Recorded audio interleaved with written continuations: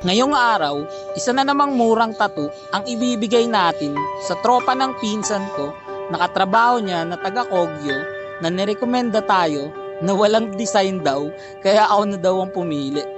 Anyway, client give us freedom ano daw design na pwede sa braso niya o humingi siya ng suggestion. Sa mga ganitong pagkakataon, talaga namang di ko na pinalagpas kaya nirekomenda ko na agad ang anime.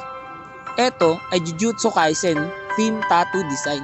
Actually, di ko pa to tapos panoorin. Kaya kung kayo, hindi pa din, tapusin nyo na. Stream nyo na sa Netflix. Speaking of anime and Netflix, sobrang dami ngayon, maangas. Ready na panoorin, tayo na lang hinihintay. Isa sa mga kinaaliwan ko ay yung solo leveling.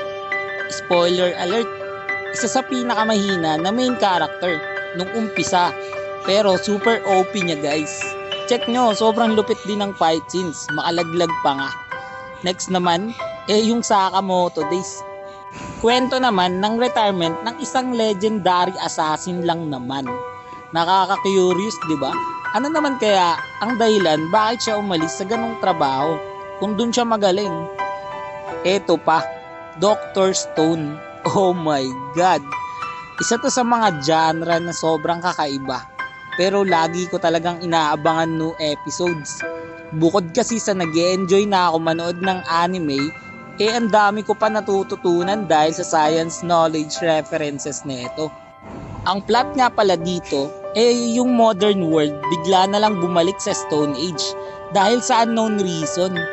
Mabuti na lang at aspiring scientist ang bida natin. Ano kaya yung una niyang gagawin at masasolve niya kaya yung mystery? Anyway, balik tayo sa usapang tattoo. Isa din pala tong anime sa mga plano ko na itattoo sa sarili ko.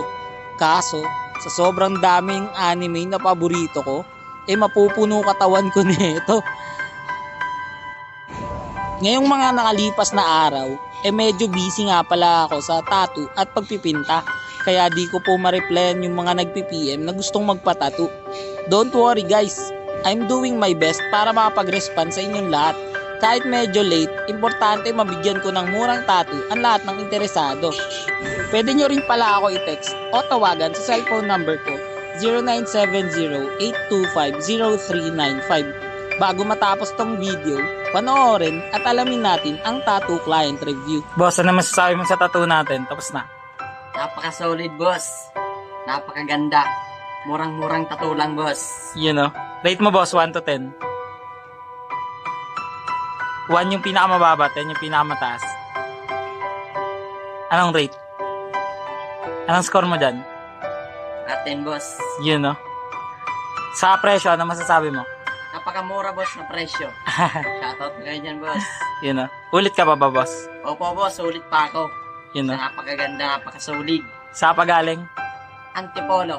You know. Sige, salamat sa tiwala. Ayos.